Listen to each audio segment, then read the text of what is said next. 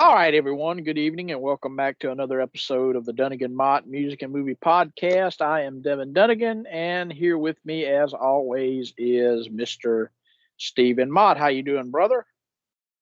Oh, yes, I'm doing great. Monday, January 30, and this tremendously of a great album on opposite day. So back to you. All righty. So today we are back after a little bit of a hiatus of recording and all. But today we're back and we're going to be talking about the 1987 album Dream Evil by Ronnie James Dio's band Dio. So this is a band formed in around 82, 83. And the original lineup was, of course, Dio, Vivian Campbell, Jimmy Bain, and Benny Appice. And later on, Claude Schnell was added to the band as keyboard player. But this was formed after Dio and Benny Appice both left Sabbath in 82. And I mean, there's a whole other story there. If we ever do some Sabbath from that period, we'll talk about that more then. But yeah, I mean, this was the fourth Dio studio record, fifth overall count, if you want to even count the EP intermission as a a particular full length album or whatever. But either way, I mean, Dio had been having a lot of success up until this point. I mean, you had Holy Diver, which did really well. Then you had The Last in Line, which did really well. Then Sacred Heart. If I'm not bad wrong, I think Sacred Heart was kind of a dip. And then you had the whole fallout between Vivian Campbell and Dio. And eventually he was out of the band. And you had Craig Goldie, who plays on this record, coming in.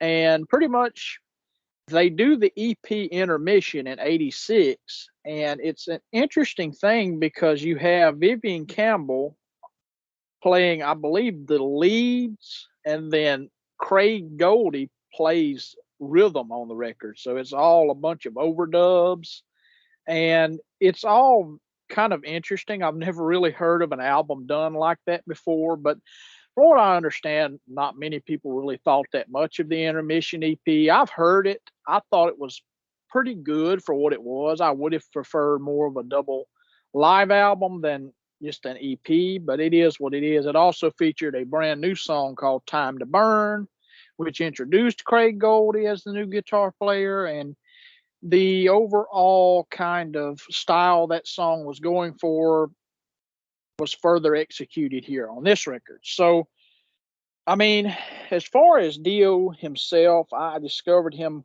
I would have to say, probably with Sabbath. And one of my first Sabbath albums was actually Mob Rules, which has Dio on it and Vinny Appice as well. But I can't remember which one I heard first. I remember hearing the album Headless Cross and Mob Rules basically consecutively. And I think I heard Mob Rules second. I think when I heard Headless Cross, I liked it well enough, and I was like, let's tackle something from the Dio era. And that was when I was first starting to get further into music and broaden my horizons and all. But later on down the road, I started hearing a lot of the Dio albums and hearing more of this stuff with Sabbath, and then further on Rainbow, because he was, of course, the original singer in Richie Blackmore's Rainbow. And then, I mean, I always liked the Dio band stuff. For the most part, I like majority of his albums. I think later on some are better than others, but to me this was kind of the last album where you kind of got that classic sound, even though he kind of tried to keep it on Lock Up the Wolves, but you could kind of tell there was a kind of a different direction, or kind of he was splitting off from the Dungeons and Dragons theme, and he was kind of going in more of a kind of a straightforward direction. Then he went straight into a totally different direction with Strange Highways and Angry Machines, and he tried to come back to this kind of stuff with Magica, and then Killing the Dragon, and then Master of the Moon. But it kind of is what it is there. We'll talk about those albums at some point in the future because those are worth talking about. They're interesting albums, especially Magica. But I mean, yeah, how did you discover Dio, Steven? I mean, Ronnie James Dio or the Dio band itself? Well, I mean, pretty much. I was looking on, as usual, the YouTube main playlist or whatever, main channel, and really I tell you, the first exposure I've had of Dio is from this guitar lesson of this guy that I watch, and he was teaching how to play. I think it was The Last in Line. I think it was by Dio. The song, I think that's an album, but it was like the title track or whatever. I could be wrong, but whatever. I don't care. But anyway, so then I heard the intro to the lesson, and I was like, well, it sounds pretty cool. And then I listened to the song, and I was like, at first I was like, well, this sounds.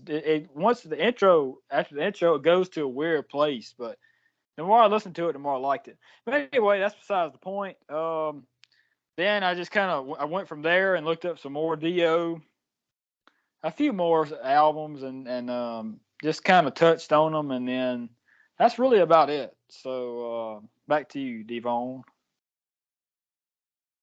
All righty. So, yeah, some basic facts about this record. I mean, this was released July 21st, 1987, recorded March to May 1987 at Village Recorder, Los Angeles, California, produced by Ronnie James Dio. Overall, there were 2 singles released off the record with 2 videos. The first album with Craig Goldie, and the final to feature Claude Schnell, and the final album to feature Vinny Appice until Strange Highways, because he was involved with Lock Up the Wolves. Jimmy Bain was as well, and basically they left at the very last minute. I think Vinny Appice stayed on longer than Jimmy Bain did, but both of those guys would come back. Claude Schnell would never return to the band. The last album to feature the Dio mascot Murray, which is the kind of wolf type creature on the album cover, even though some people say like Lock Up the Wolves, there's the person in the cloak with the antlers or whatever. And some people say, oh, that's Murray. I agree there. I think that's Murray, but it's unfortunate they never brought him back. And I was talking about earlier, to most people, this is the last classic style Dio album. And overall, to me, I kind of look at this album and I kind of find it to be Dio's hair metal album, if that makes any sense at all. To me, this is like the one album in his discography where you could kind of see him starting to go in the direction of maybe like a Dokken or a Rad, or even to an extent, I mean, musically, Dio is 100 times better than this band. But Poison, I mean, all of those bands like Winger, I could kind of see, especially with a lot of the guitar work on this record, I could kind of see where Dio was kind of moving in a kind of hair metalish direction, even in their look as well. And I heard somewhere, I think it was on another podcast. I can't even remember the name of the podcast at this moment. If I think of it, I'll try to give the guys a shout out. But I remember hearing them say something about Dio later on down the road found this album to be unfinished. And I'm going to go ahead and just say this and just kind of be as vague as I possibly can. I somewhat agree. That's probably not even vague, but I kind of agree in some respect there. And I'll get into it as we further go through the record and all. But I mean, it is interesting to hear Dio say that, but Dio did praise this album and praise Craig Goldie's guitar work in an interview. It's on the YouTube called Dio's Brutally Honest Interview, and if you haven't watched that interview, go watch it. It's definitely worth viewing. He goes through every album he did up to that point and basically gives his brutally honest opinion on it. And the kind of final fact I've got about this record is that it went number 43 on the Billboard 200, and I didn't find any certification. I'm assuming this album went at least platinum or maybe gold. I would assume platinum because I mean the Dio albums did sell pretty well at the time. But I mean overall, for the most part, like I said, I kind of somewhat agree that this album is a bit unfinished overall, but I do like this album. I've always liked this album for the most part. So if you're ready, Stephen, we'll go ahead and dive into the very first track on here, Night People. So Yes. this is a so this is a let me rephrase that. So Night People. So this is a really good opener, a great opener. The keyboard intro, it kind of gives me a kind of an idea of like you're just in one of the best sleeps that you've ever been in. And then the alarm clock goes off and you just don't want to get up at all. And it's just that ringing freaking sound. And you could just hear it. And especially as it slowly kind of fades off, it's just, it reminds me of, and it's maybe kind of weird to say, but way back when we were in high school, like having to get up early in the morning and go to school and just to be up so early to go ride the school bus and it would still be dark outside and you just did not want to get up. That's what this beginning reminds me of. It's just like you're dreading it. You're dreading like an alarm. That's going to wake you up. And then the song itself does create a vibe of like very kind of middle of the night into kind of like early daylight sort of thing. It very much identifies with the title of the song, Night People. And I love the keyboards in the song. They're kind of mixed down under the guitar. It's almost kind of like this organ type feel. I like that. I think the keyboards overall throughout this entire record are mixed really well. They're not really prominent in the mix. You're kind of middling. And I remember hearing something also about Claude Schnell wanted to leave if he wasn't able to contribute more. And that was kind of a thing where like he does get to contribute a little bit of solos on this record, whereas the other Dio records he kind of didn't.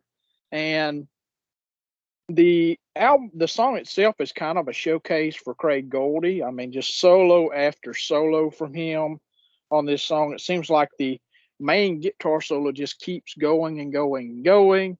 And eventually even as the guitar or the song fades out, you're just still getting guitar. And this was played on the tour, and it kind of follows the pattern of the earlier Dio records where you kind of get this fast opener. And I think that is really cool. So, Stephen, what do you think of the opening track, Night People? Well, I mean, I do think it's a pretty cool opener for the album, and you know, um, and to me, like talking about the guitar and stuff, it seemed to me like he was trying to sound like Eddie Van Halen. I like dropping bombshells, but anyway, I'm just kidding. And this song is corroded with the worst kind of crap on earth. So that's my verbatim note, chapter 1. So you can see what kind of episode this is shaping up to be. So anyway, this Night People, you know, like I mean, it's a decent song. It's not one that I would go and seek out, but of the album, it's one of the better ones. It's not the best one, but just touch on the production. The production seemed like it was exactly like the same, and maybe a few keyboards, whatever, later on. But for this one, it just came across as kind of straightforward production. If that makes any sense. If you pay attention to the production itself, you'll see what I'm talking about. It seemed like for this record, they kind of it seemed like they had a formula for it, and they just completely stuck to that formula and didn't waver from it at all. But anyway, so back to you, Devin. All righty. So the next track on this record is kind of going in the pattern of the other Dio records. We're getting the title track of the second track, Dream Evil. So this is basically Man on the Silver Mountain Part 2, and this shows majorly that Craig Goldie was highly influenced by Richie Blackmore. I really enjoy this song. It was played live. It opened the Live at Donington Monsters of Rock album from this year, 87. It was just reissued, but it didn't open the show. But though the opener was left off the record, so they kind of created it to be the opener. It worked well enough on that record, and it's also on the deluxe edition of this record, which I'll talk a little bit about here later. But I mean, excuse me, this is a bit different from the previous albums because it's not really like an epic song. Usually the title track's this real kind of long epic, and it's just more of a straightforward rocker. And it really doesn't hurt anything because it was kind of nice to break things up a little bit. And like I said earlier, I mean, it's still the title track, which is going along with the previous records. That's one thing after this, like Lock Up the Wolves was not the title track on that album. And I can't remember, I don't think Strange Highways was the title track on that record either. But I mean, overall, I think it fits either way. And then Dio's vocals are they're odd on this record. All throughout the album, his vocals are just very odd in the way they're mixed. It's almost like somebody has the decibels way too high and it's making the vocals distort out almost. And Dio still sounds great, but it's just it's very interesting the way they mixed his vocals on this record. It's like very overbearing at times in the mix. And then some great keyboards on this song, and a great solo, very, very Richie Blackmore like. And that's pretty much all I have to say. So, Stephen, take the title track. Well, you actually took the words out of my mouth with that whole Blackmore thing, because that's also what came to mind later on. Like with the later songs, like he sounded more and more like Richie Blackmore, like just with the tone, with the way he like did the phrases and stuff, like just like you. And honestly, like it sounded like, I don't know. I mean, honestly, I don't know who the guitar player was. I don't really care. It just sounded like they were trying to be like other people at will.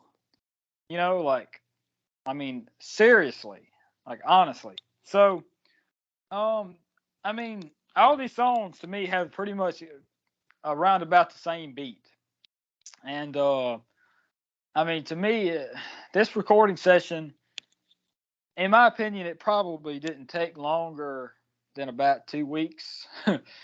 And it was probably rushed. And you said something earlier about it being unfinished.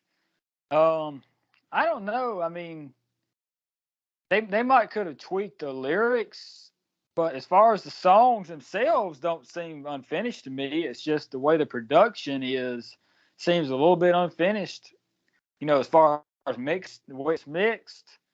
But I mean, other than that, the songs themselves, I mean, you know, whether I like them or not, they don't really seem unfinished to me. That's just my opinion.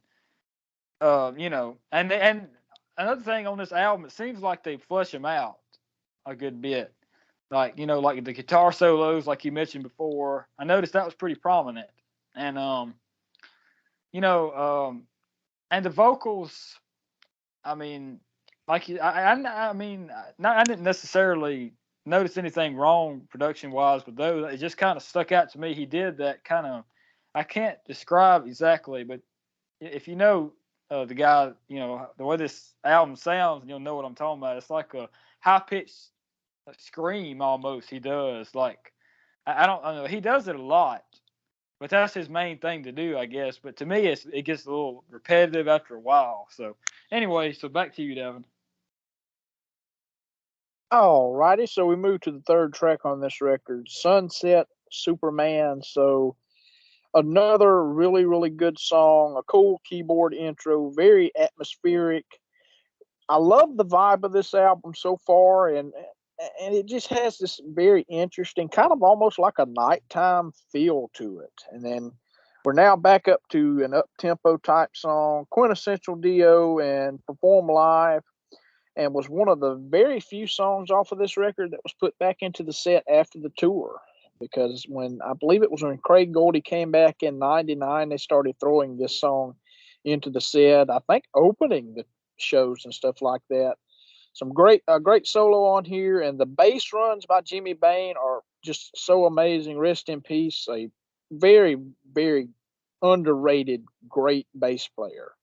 And Vinny Appleseed's just keeping the beat as usual. I mean, great drummer. He's not a flashy drummer, but he keeps the beat and he plays exactly where he needs to play. And I think that a lot of times is what really, really matters. He can be very technical, but I think overall, like I've never seen him get like really flashy, even with the Black Sabbath stuff when he used to play that. Like he was never a flashy drummer. And I think sometimes it is a case of where less is more. And like I said, I really enjoyed this song. I think it's a great, great song. So, Stephen, take Sunset Superman. Okay, my mic was late unmuting. Oh my god! Woo! All right. Okay, this track. I was in Walmart when this song was playing one time. This is a story, true story. I went up to this pallet, right? I grabbed one bag of cheese, put it on the shelf, and then walked back off to the back, and just a disgusted rage. It just disgusted me that bad that I mean they would play that first of all, and second of all that I mean that this song was just that bad. I mean, I thought they were saying "Some Say Superman" for a while, and then they weren't. They were saying "Sunset," and it doesn't make any sense. Like none of these lyrics on this album make any sense at all. I mean, it's like they just dreamed up some crap and put it together and rode it down a hill and said fetch. I mean, man, I really just don't know, man. I mean, all jokes aside, this is not that bad. But it's just like the first three songs sound like carbon copies of each other to me. They're not that bad. I wouldn't go seek them out, but they're not that bad. Back to you, Devin.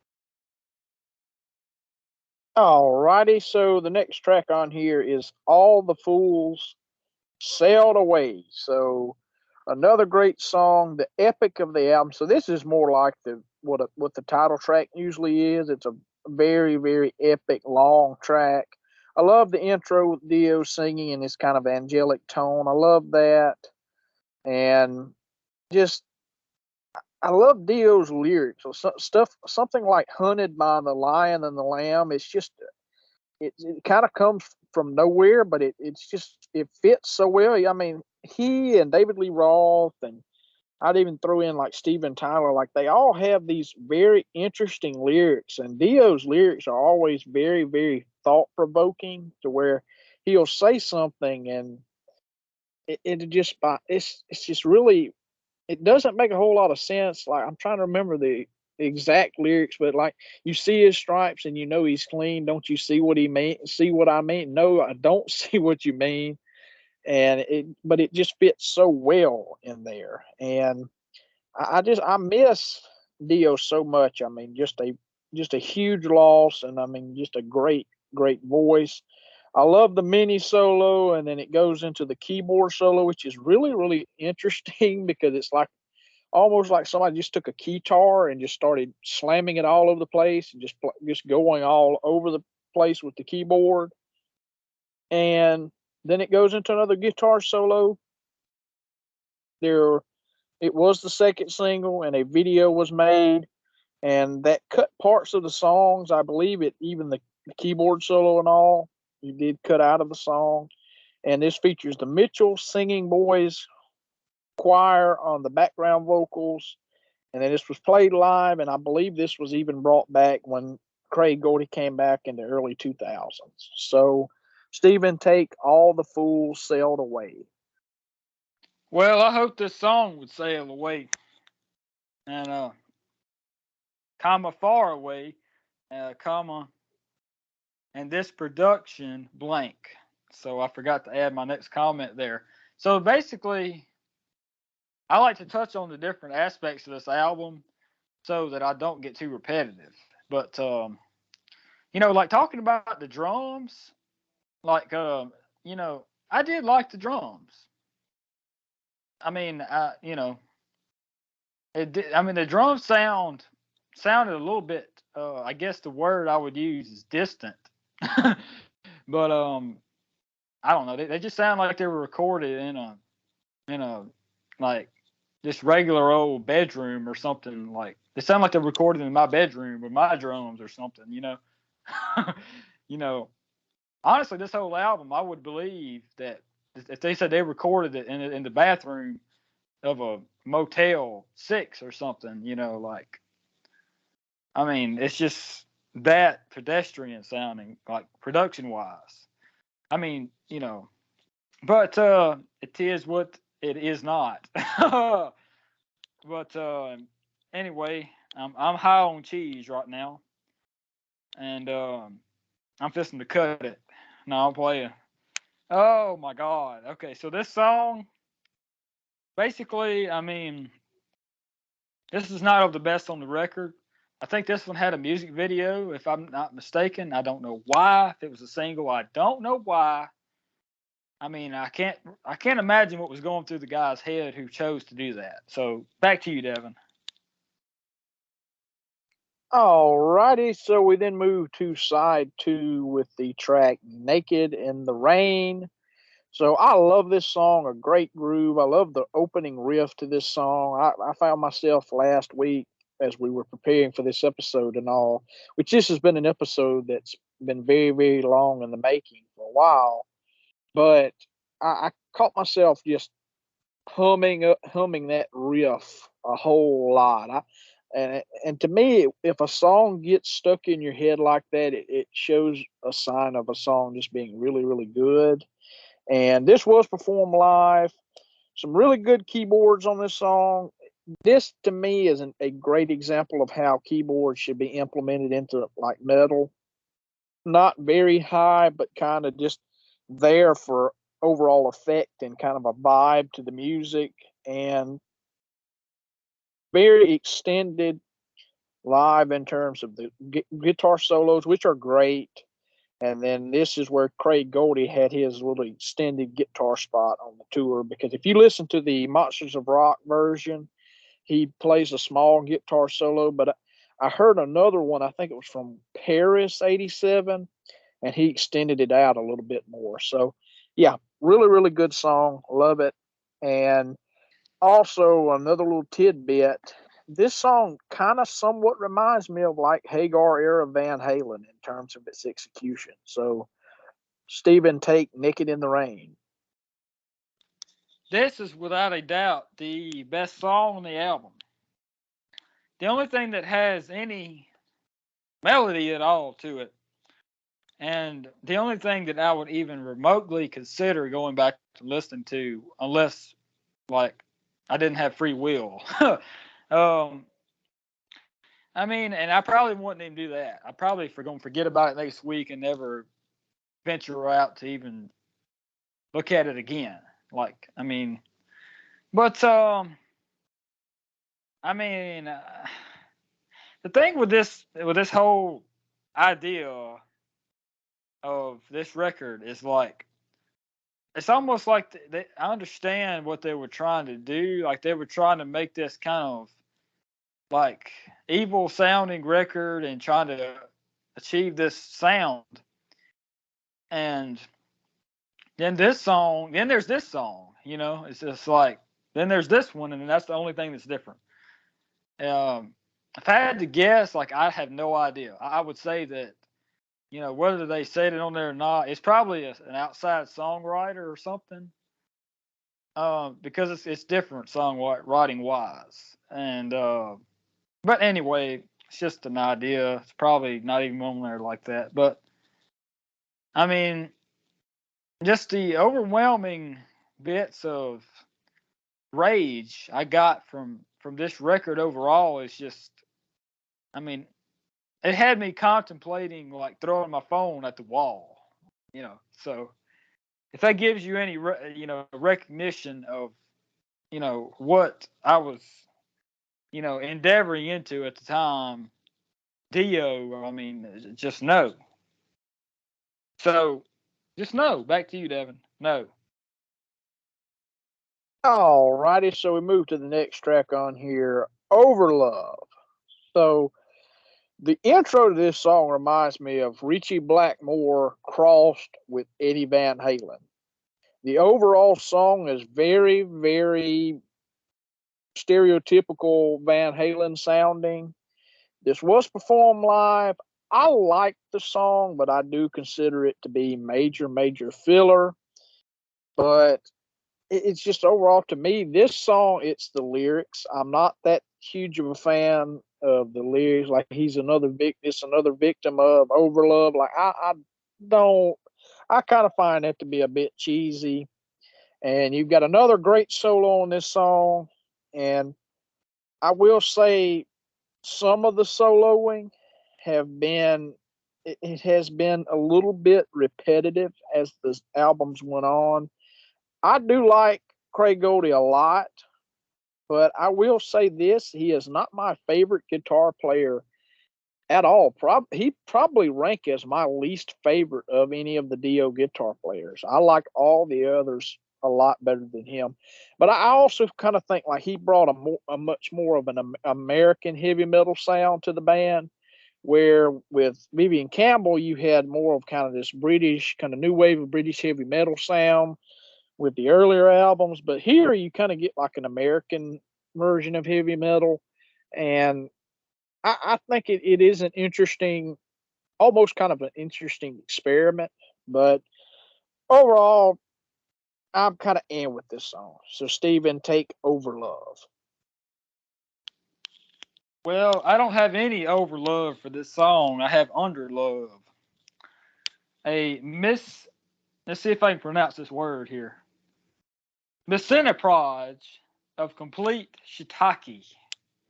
That's my word I made up, and I couldn't even pronounce it. I was just waiting. I couldn't wait to get that out. But I mean, this is just. I mean, if you were to describe the amount of filler this song has, you would die trying. I mean, this is the complete. I mean, this is like having a complete lack of respect for the law. I mean, it's like having your amp on, and it's like squealing, and you can't shut it off. That's what listening to the song is like. Like when your microphone is like just squealing, and you can't figure out how to turn it off. Like that's what the song reminds me of. Back to you, Devin. All righty, so we move to the next track. I Could Have Been a Dreamer. So this continues in the basic formula of Dio trying to capture Rainbow in the Dark all over again. He did this on a lot of his albums from Holy Diver on. I mean, you had like Mystery on Last in Line. You had like Hungry for Heaven and Rock and Roll Children on Sacred Heart. And then you have this song here, and then Hey Angel on the next record. And then you have As Long as It's Not About Love, which is on Magica, because Angry Machines and Strange Highways were like heavy metal albums all the way through, and whether those were good or bad, I mean, that's another topic for another day. And then after that, heck, I don't even remember the other songs. Like I remember the big hit off of Killing the Dragon was Push, and then the one from crap, the one from Master of the Moon. I can't even remember it. I think it was Along Came a Spider, I believe was the track that was really big off of that record. I could be wrong, but I like this song a whole lot. I really do. I think it's just Dio trying to do commercial heavy metal hard rock all over again, and he just never really captured lightning in a bottle again.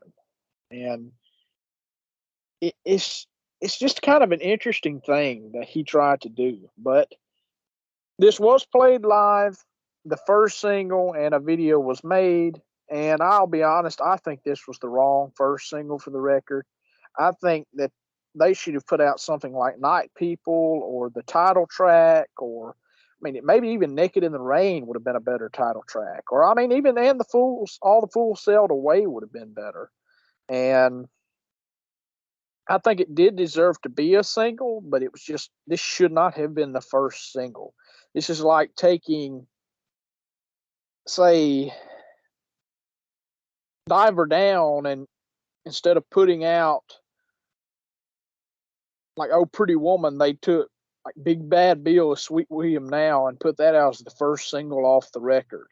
That I mean, it's very light in the loafers compared to the other stuff on this record, and I think it was a not the best representation of what this album was all about. And speaking of Van Halen, I mean, the solos sound very Van Halen. And speaking of that, I think it would have been very interesting if someone like Van Halen would have taken this song and recorded it. And it also kind of gives me a vibe of like Sammy Hagar's solo stuff, like Standing Hampton and VOA and stuff like that. I could have seen him doing something like this.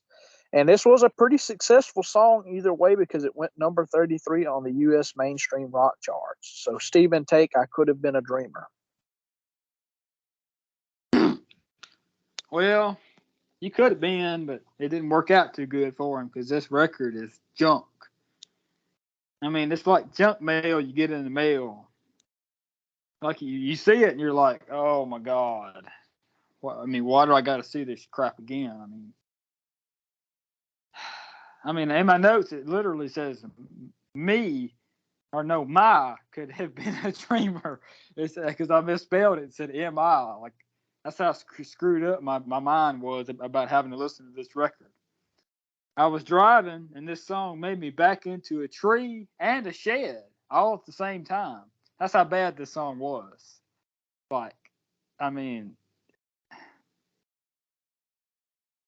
geez, man, it's just ridiculously dumb.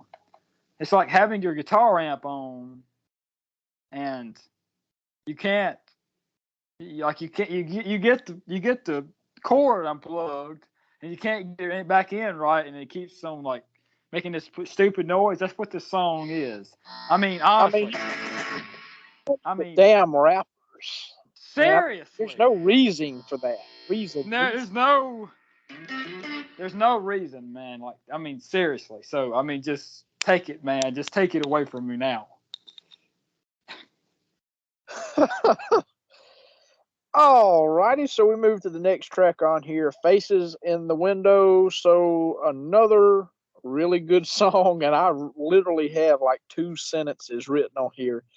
I like the song. Overall, I do think the album's a bit front loaded in terms of the sequencing. And that's a common complaint I have heard, is that the sequencing could have been more well-rounded and not having the best songs at the beginning and then having a lot of filler on the second side. And I'm not real sure if this was played live or not, but I think this would have actually been a better closer than the next song, but we'll get there in a few minutes. But overall, I like this I like this song a lot. And I think it's really, really good. And I'm trying to extend it out because I literally have like 2 notes written down because these notes were done in like a week in advance. But first of the Night People. So Stephen, take Faces in the Window. I mean, honestly, like, if we're being honest here, but I mean, I'm gonna write this song called "Fat Girl in the Window." And so, if anyone can guess what this song is, then they can win negative $100 in the comments.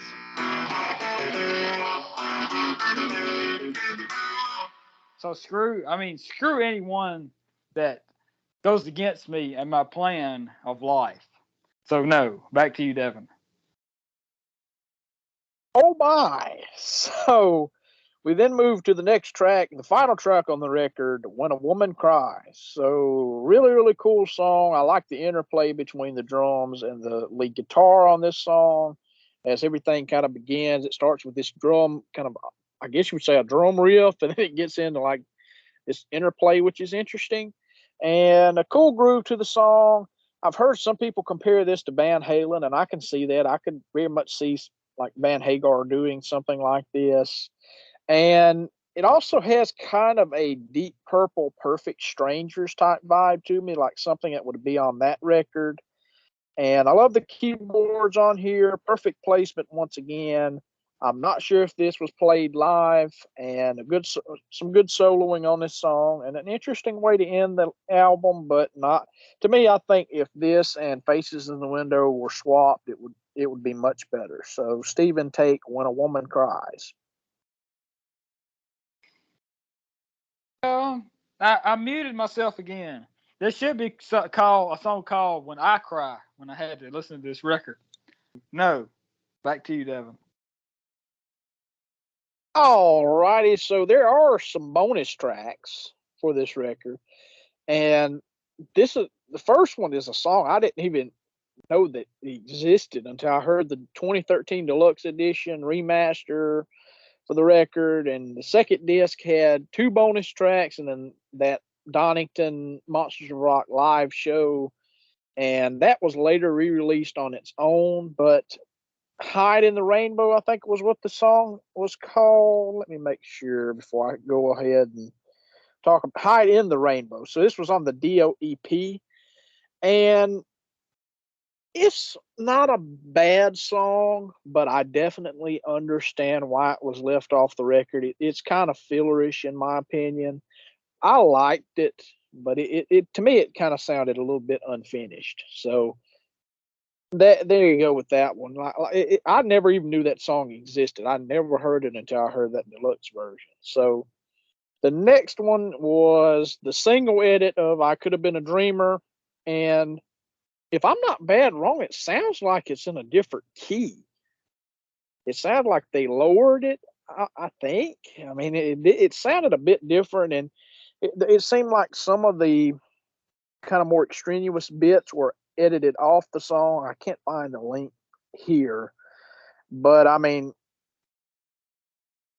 overall, it was fine. I mean, it's I Could Have Been a Dreamer, and then the Donington show, which the Donington show is actually really really good.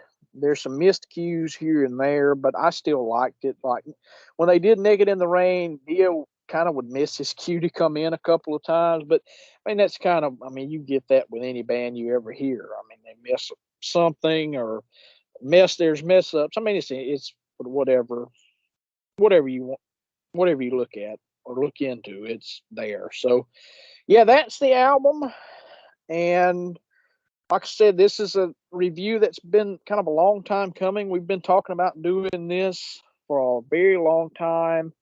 So overall, I give this and it gets give this album a 4 out of 5. I like this album a lot. It's not like a perfect record, but it's a good record in my opinion. I like Craig Oldie's work on here. This was kind of the final for the original Dio band. After this is when everybody stepped away, and then the next record he had like a total overhaul of band members, and you had like I think it was Teddy Cook, Jens Johansson, Rowan Robertson, and Simon Wright, and then of course Dio in there. And I love that album. I think I like that album a little bit more than this. It all depends, but I do think this is a bit better album than Sacred Heart. I think it is.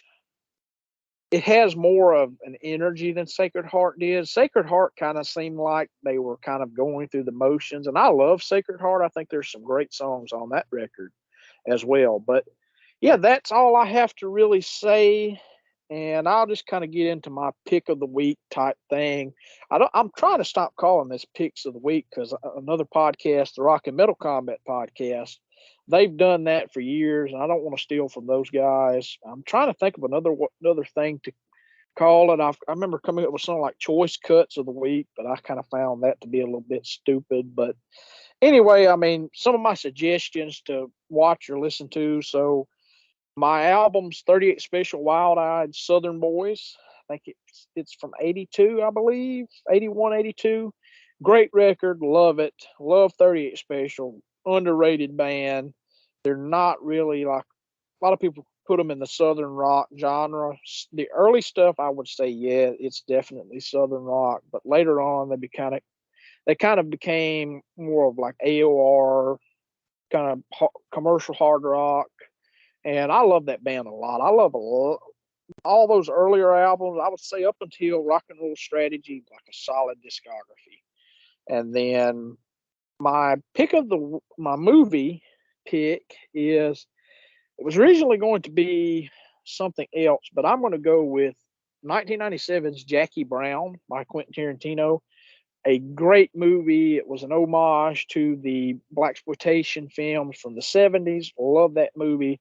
You got Samuel L. Jackson and Pam Grier in the movie, and it's just a fantastic movie. I love a lot of Quentin Tarantino's movies. So that's it. So Stephen, were those two you just mentioned your picks of the week or whatever? So actually, Oh, what? I just don't know.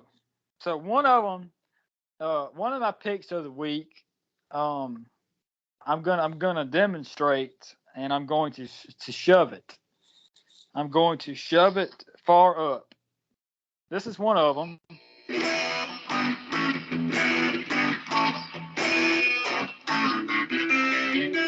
Okay, that's one of them, and the other one is this. Hold on.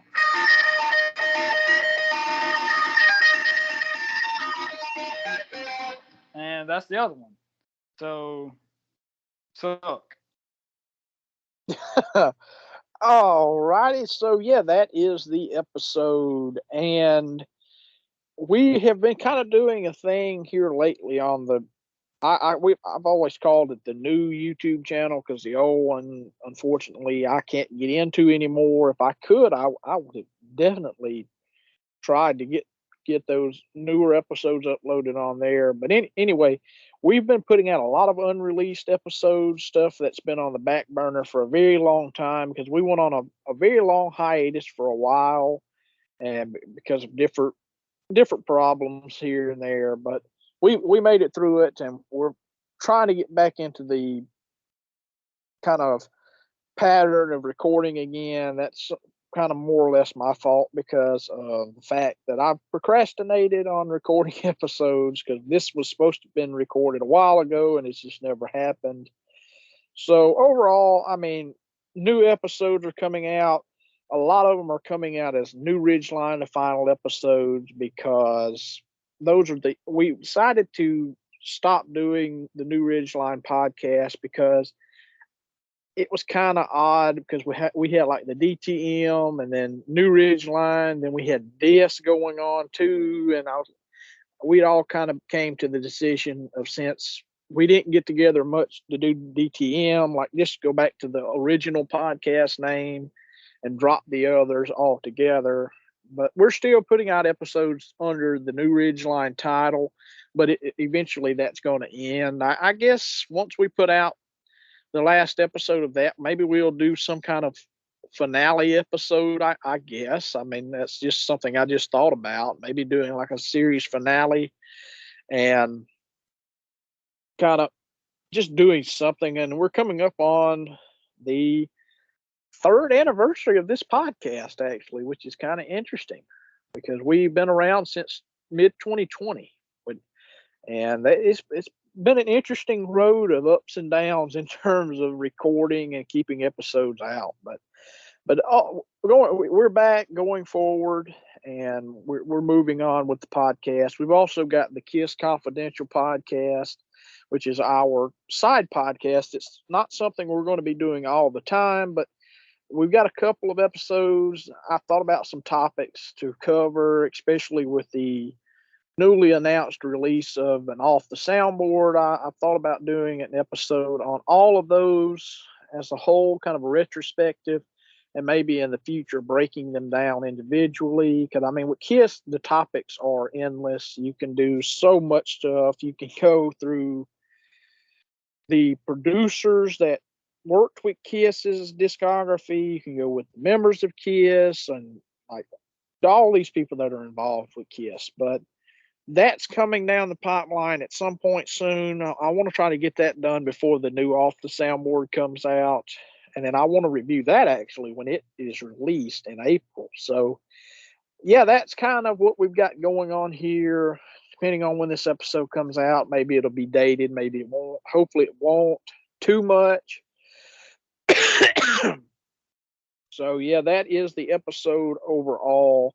We hope you all enjoyed. Like, comment, subscribe, give us some feedback. We've gotten a few subscribers on this page, and we have gotten a little bit of feedback here and there. And we've also gotten a lot of listens here lately, which I'm very thankful for. I hope people keep listening, and I hope people continue to support this podcast. This is something I just do it mainly to have fun with it and kind of get my opinions out there on a lot of stuff, because I've always wanted to do a podcast, do YouTube type stuff. So that's the thing about like my YouTube channel itself. I'm not really that active, which is something I want to change pretty soon. I want to start doing reviews on there again. It's probably going to be more podcast based reviews like I did originally, to where it's just my audio and then I add pictures or something like that. Who knows?